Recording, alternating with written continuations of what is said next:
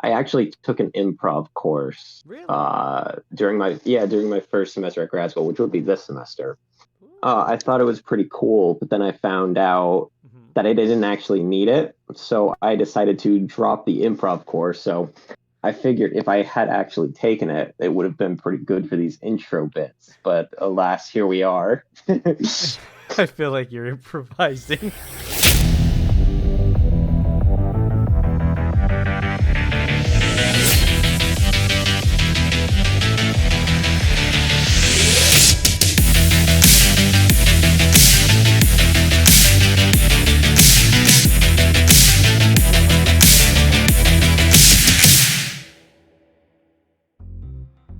Hello, everybody, and welcome back to Double Dip Draft. I am your host, Cabral, coach of the hash-slinging Sandslashers. Joining me today is not Aurora because she ran out of the building last time. That and her roof's now missing, and things are a little complicated at home. But joining me today instead is... Claire, hi. Yes, Claire is back. Welcome back to the studio. Don't mind the duct tape all over the floor and the chains over there. The door was open. I just walked in. What's going on? Well, we're talking about week 4 of the Pearl Division. A pretty big week. I've been saying this in the past few videos with Aurora. I feel week 4 is one of the bigger weeks for Double Dip Draft. With there being 7 weeks of matches, like week 3, people say is the big one. That's where you start to see who's making playoffs and who isn't. But to me, week 4 is really that standing ground of we are very, like, right now, after this week, I think we know who for sure is making it, with a few exceptions in certain parts. At least the top, we'll say the top 2 slots at the very least. I think there might be some instances where position number 4 is still a battleground, but I think it's safe to say that the top 2 slots might have a shift. Place 2 and place 1 might shift around a bit, but I think you can say for sure those 2 people are likely going to stick there. That's, I think, what we can say for week 4. Yeah, I think that's definitely the case. A lot of these matches, I think, are tellers also of how a player's overall season's going to be. It is past, I guess, technically the halfway mark. It's also the halfway mark, so to speak. So it's make or break for a lot of players, and I think we get to see that with the matches we have. Do you want to introduce us to the first match we have? Sure. So here's a match that quite a few people were looking at too. We were pretty excited for, I would say. It's Dom of the Cincinnati Cyndaquils and Menma of the Minnesota Jynx. And these people were, well, Dom was looking for his first win. He made it very close against IDM. Unfortunately, the rolls were not in his favor, so this is Dom looking for his first win, and he is fiending for it, as you can see in his team. It's a very potent lineup. You've got Dusclops, very bulky, Zygarde, very fast, Salazzle and Azel, very speedy threats. And Menma's got a very solid core. You've got Tyranitar and Dracozolt for the stand. And Nidoking just kind of doing whatever. Caesar, of course, is a threat. And that's really where we're at going into this match. Yeah, definitely. A couple of exceptions. I do see a Primeape over there, which has been brought before, and Gorgites, which I think this is the first season 1 it's been drafted, actually. And 2, it kind of sits on a couple Pokemon. Not one in particular that I'm looking at, but it sits on Zydog pretty well. But you do get all sizes of Gorgeist, so it's not as crazy as, say, Silvally. No. But you do get a little bit of stat variation, which could be very nice.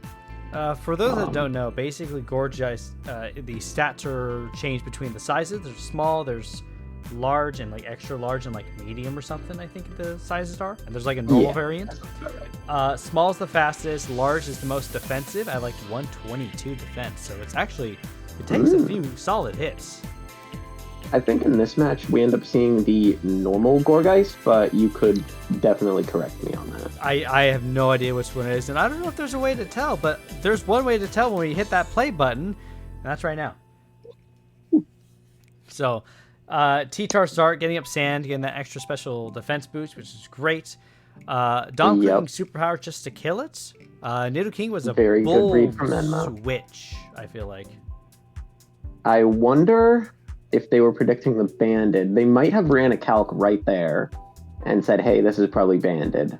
Yeah, most likely. So I can make just attack. Yep.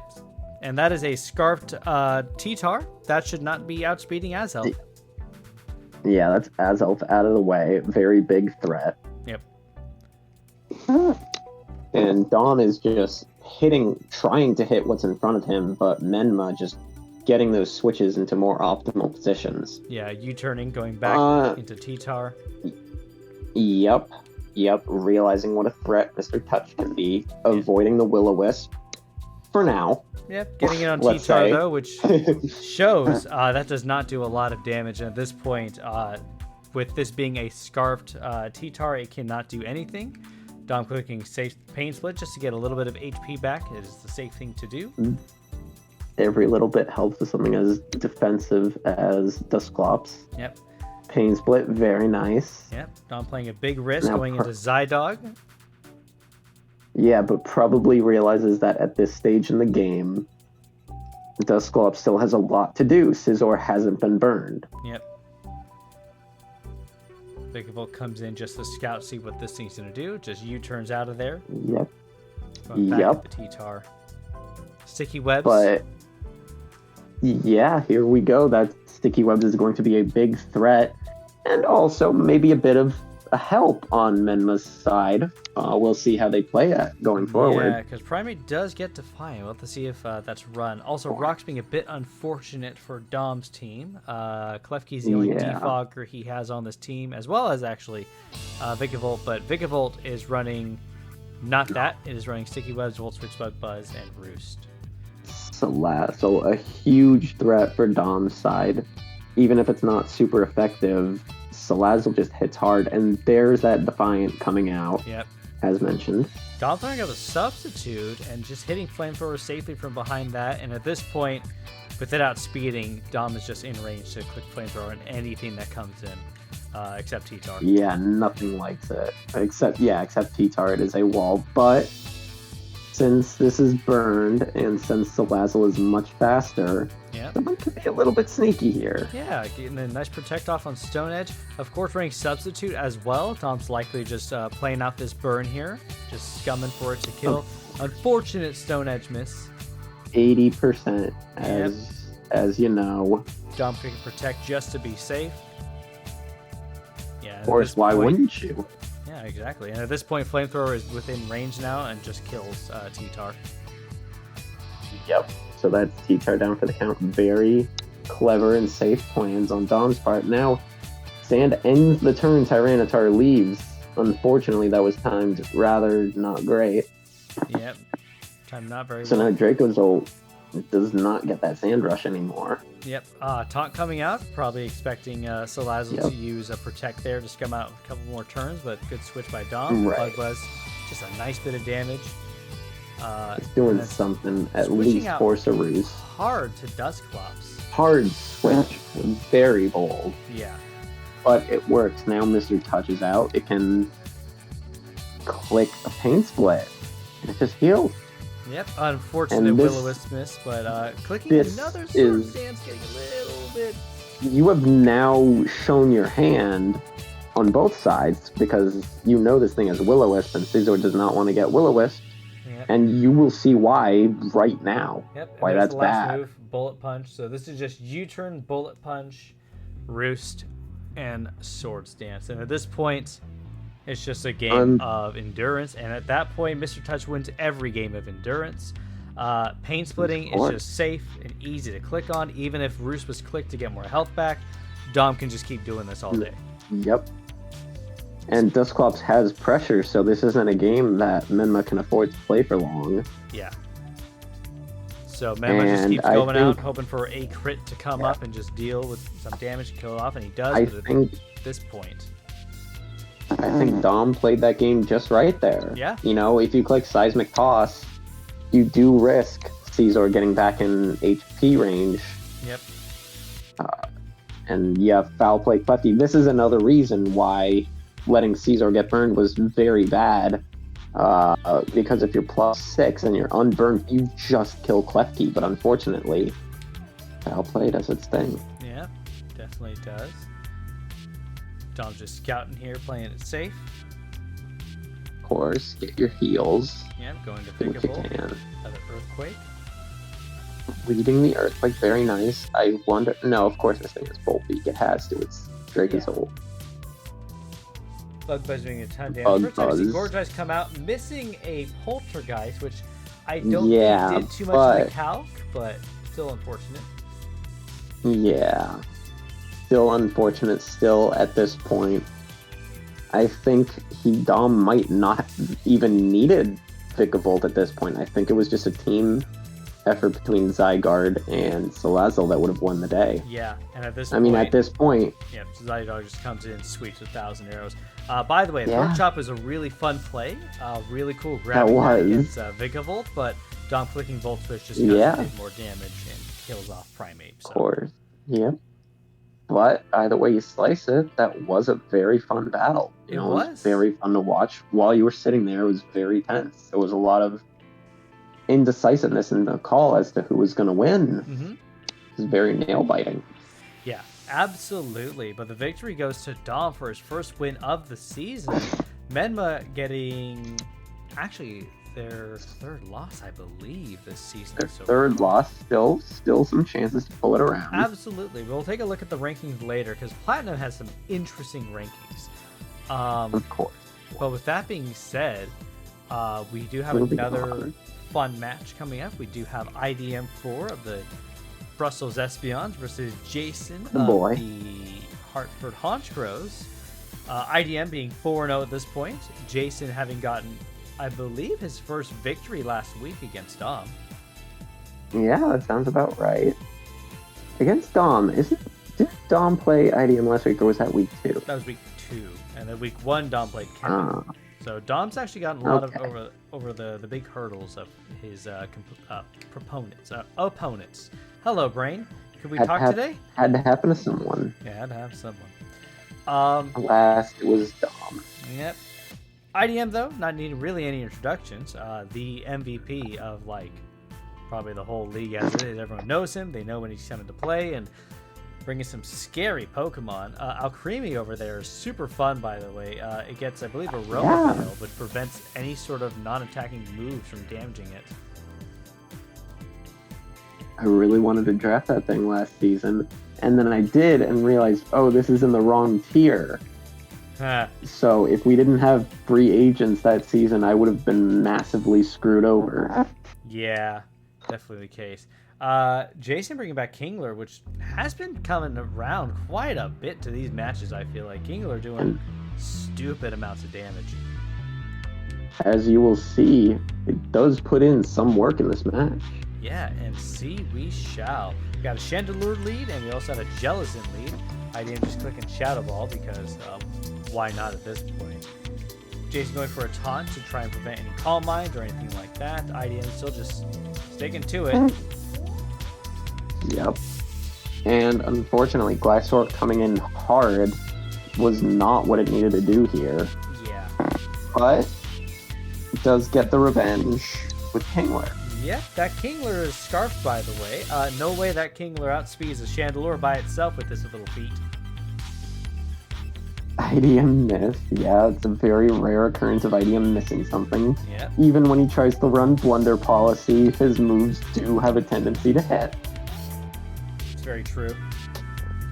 And then just safely clicking Dazzling Gleam after getting a nice bit of setup there. Kingler coming back in and doing a lot of damage. And then just taking a lot of damage.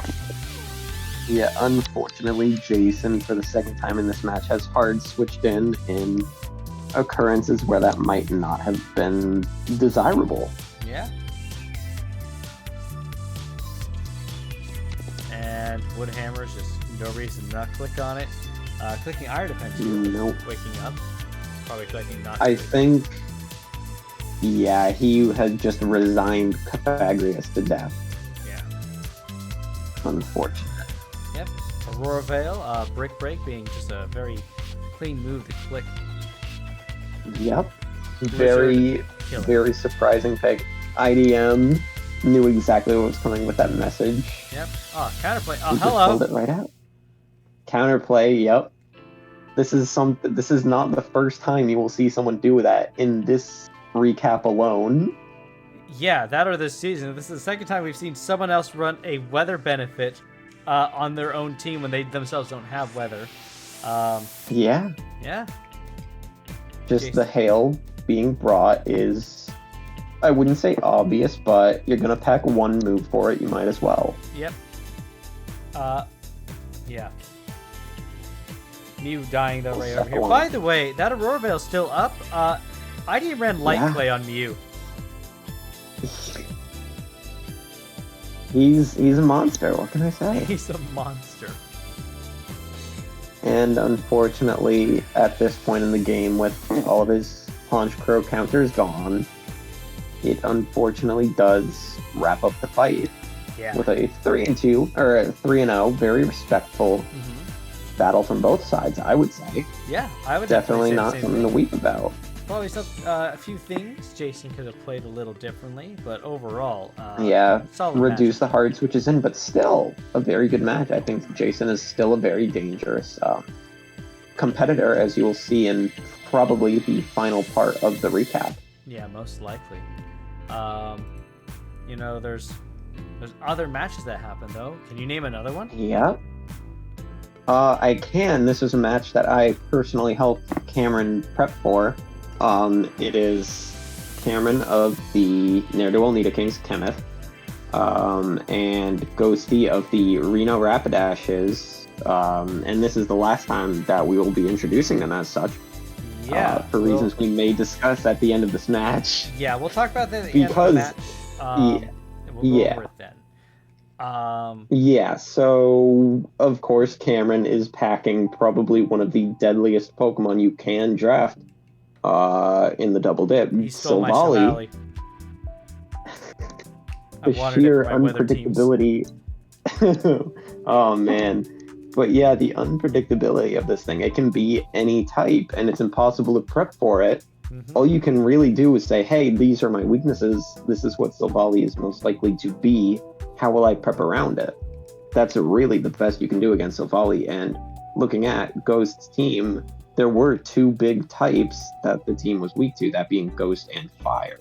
Yeah. And as you will see, Cameron did, maybe you could say predictably, but unfortunately it was a predictability that you can't really prep for. It brings Silvally Fire, which does do a lot of damage against Reno's team. And of course you have Corviknight, very dangerous, obviously. You have a Alolan Muck, a special defense Wall, and then you have the wild cards that are Altaria, Sigilif, and Lilligant. Just a very dangerous team overall. Oh yeah, for sure. As we will see. One of the things we can't forget about, though, is Mimikyu still hits hard and it can be very scary. And with Serene Grace, Jirachi's not something to sneeze at. Despite the weaknesses Ghosty has. Jirachi's Serene Grace. Yeah, of course. Jirachi can just say, no, I've got the heart of the cards on my side, as it were. Body press. And I'm just going to flinch you to death. I almost said body press. Body slam for paralysis, Iron Head for any flinches, and that's all you need on stuff like this, honestly. Sometimes you just need lucky. Some dumb luck to work out for you. Statistically, the 60% is in your favor. One of the other things I see is Flustle out today. Very interesting. First time it's come. Nuzzle does two things, and it can only do one of those things in this league because we're not doing doubles, and also Baton Pass is banned. So it does use Nuzzle, and that could potentially help in the right circumstances. I guess so. We'll see going forward now. I want to give Plusle the benefit of the doubt. Yeah. That's all I want to do. You know what? It can do things when it is in the right situations. I will say that much. With that being said, let's see if this was the right situations. Sky Fire is just really good lead overall. Parting shot. Of course. Why wouldn't you? And Water Pulse was a good move to pick for Silvally Fire. Yeah. But unfortunately, Alolan Muck. Alolan Muck is just a special defense beast. Yep. And then clicking Ice Beam on this was not ideal. Yeah. I don't know if Reno was trying to read a switch, because to be fair, Ice Beam does super effectively hit 3 things on this team. Yeah.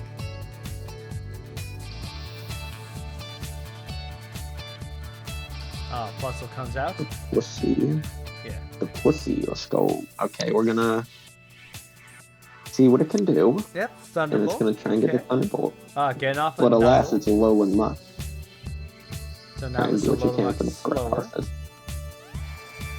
51% odds on that poison jab thanks to the multiplicative poison touch poison jab. Parahacks coming through. Mattered, I'll say that much. Yep.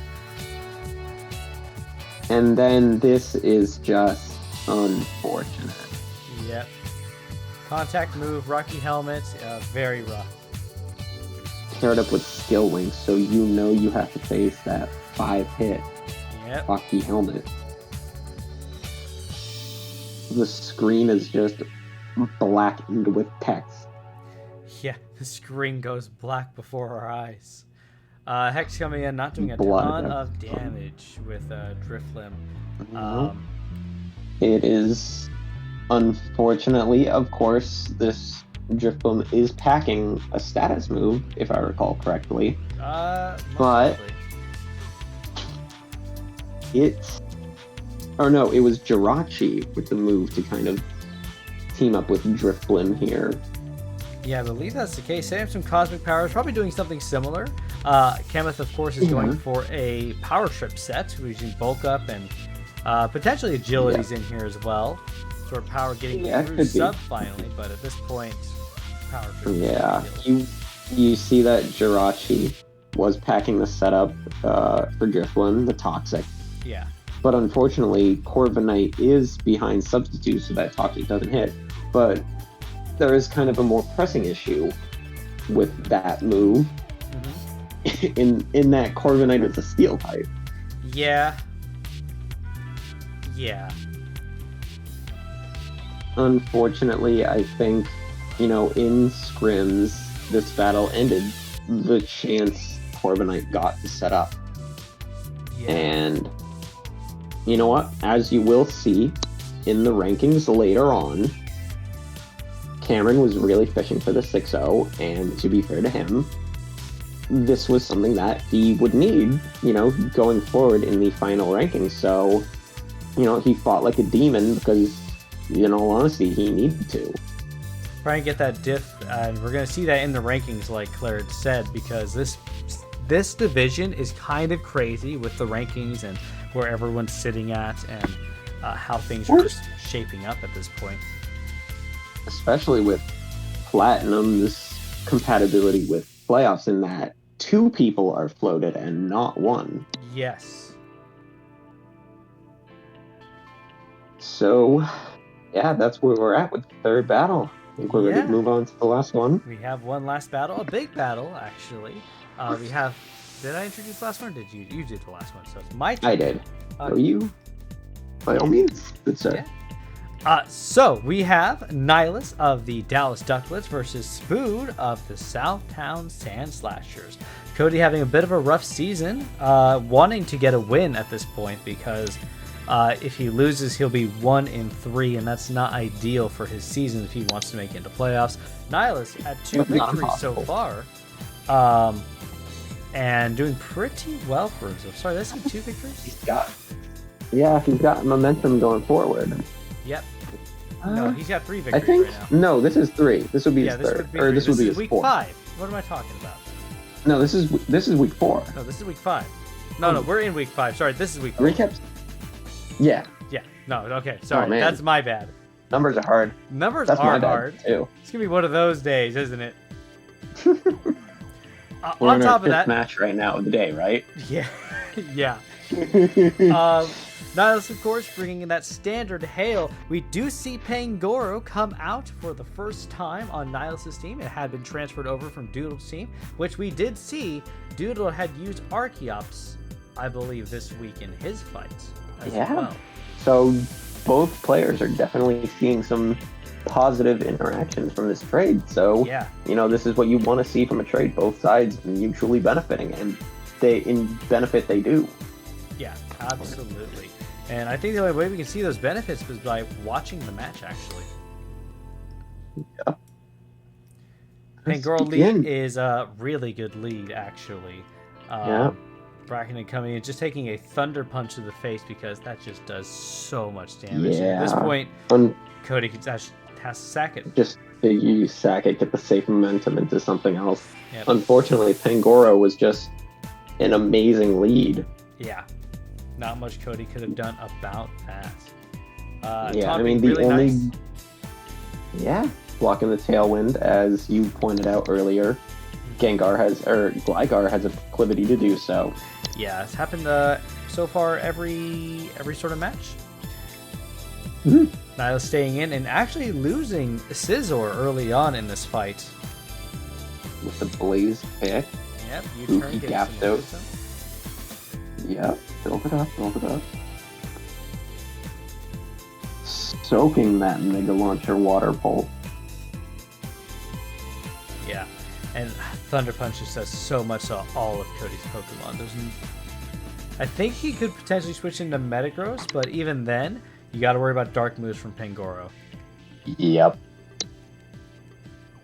There's just too much that Pangoro can do. Yep.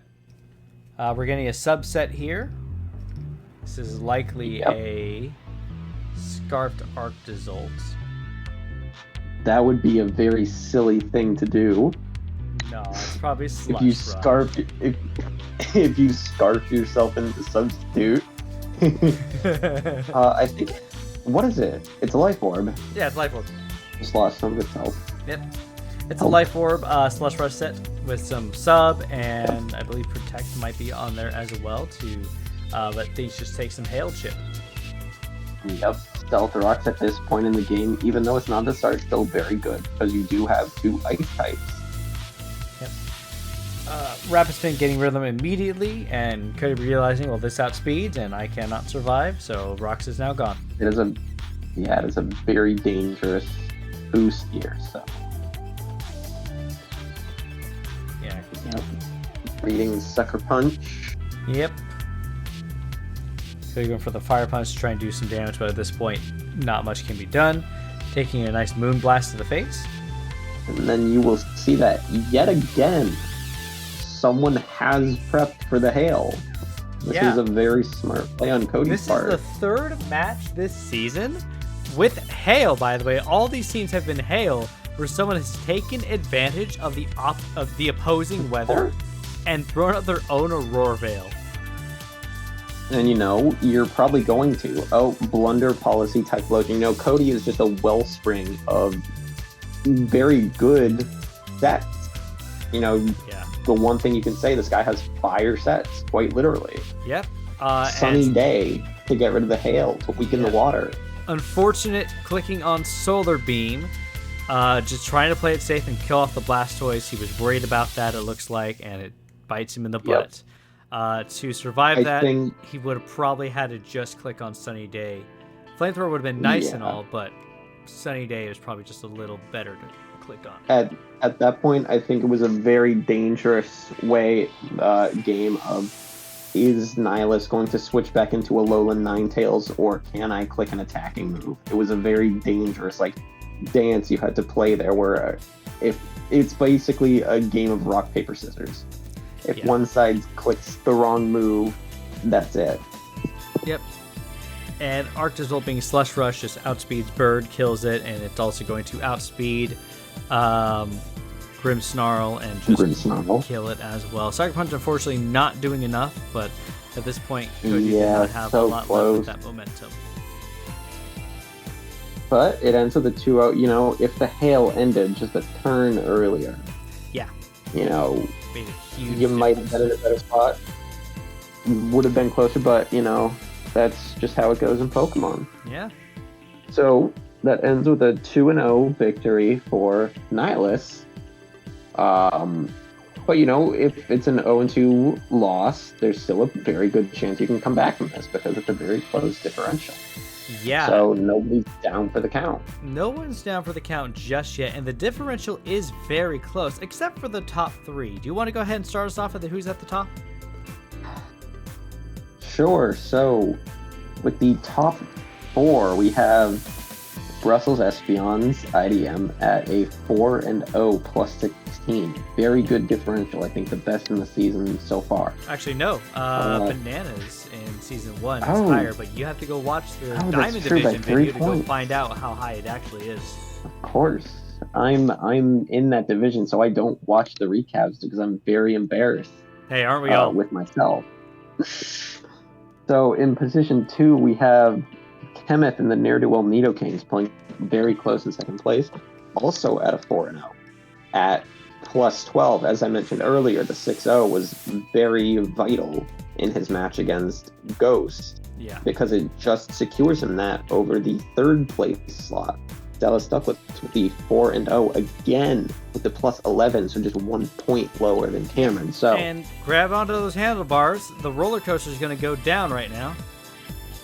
Yep. So at rank number 4, we got Menma, the Minnesota Jynx, at the 1-3 -3. Yeah. So we can see right now that position 4 is very much in contention at this part in the game. And with that, would you like to introduce our bottom 4 for now? Yeah, absolutely. So in 5th place, we have Jason of the Hartford Honchkrows at a 1-3 -5.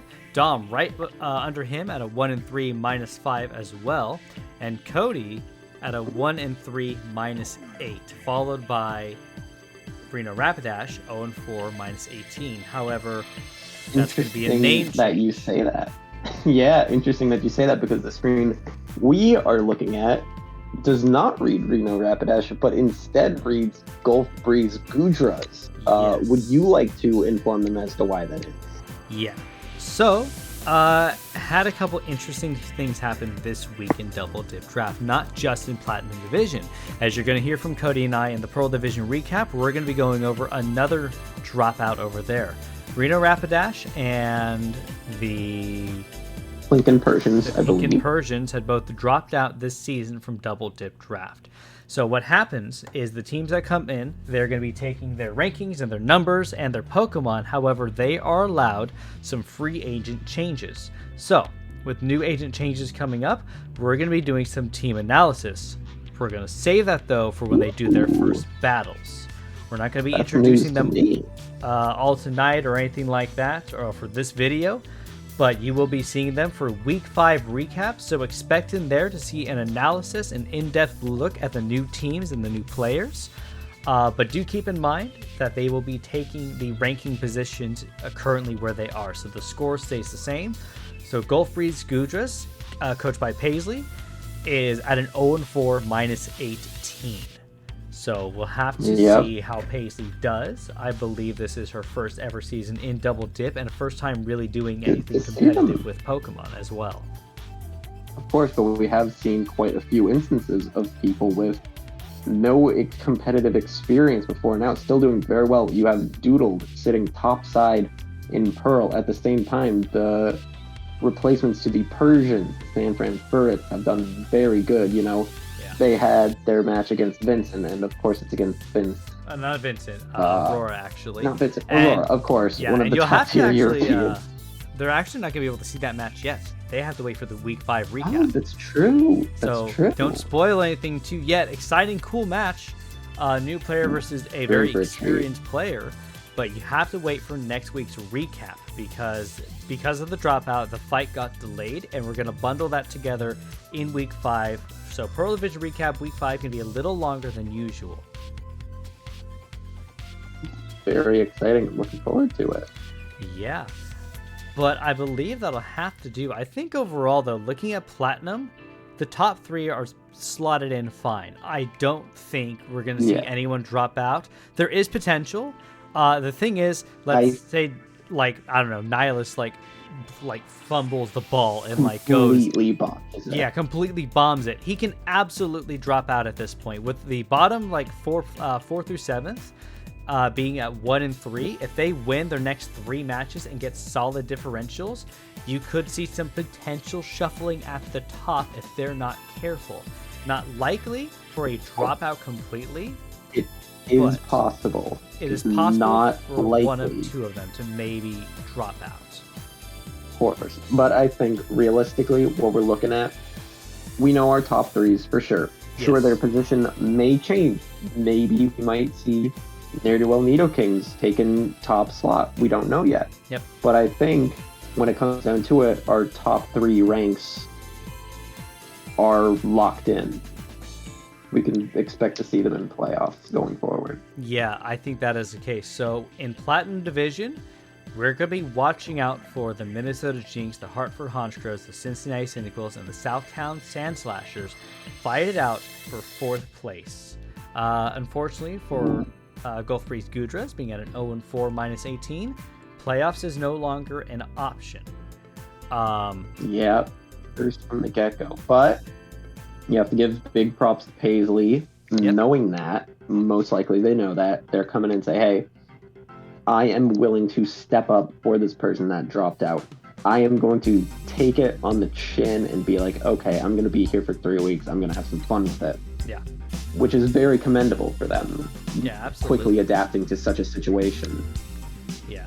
That says a lot about their character going forward, which could make them a very big threat in Season 7, should they choose to return, and a very big threat for the rest of the season. I would say watch out. Yeah, we'll definitely have to see how that goes. But keep an eye out for 4 through 7, because being at 1 and 3s across the board with not a huge differential between them all, 4th place is up in the air, and these players need to play their all if they want to make it to playoffs at this point. It is down to the wire for them, and I believe in the next 2 weeks, we're probably going to know who's going to be in that 4th place in Platinum Division. Sizable change. Some big matches coming up this week. Look forward to them. Yeah, for sure. And with that being said, thank you all so much for joining us. Claire, thank you for joining me. Thank you. The security's finally caught up with me. I was not allowed to be here, so I think I'm just gonna I'm gonna take my chances and hide in a ditch. I wish you luck with the ditch. On that note, thank you very much. I'll tell them you know me. Yeah, please do. We'll have to see you all next time for the Week 5 recaps, and remember, expect a full analysis of the Gulf Breeze Gudras and what they're bringing to the table. Thank you so much for watching. Have a wonderful day and enjoy the draft. Take care. Bye-bye. Bye-bye.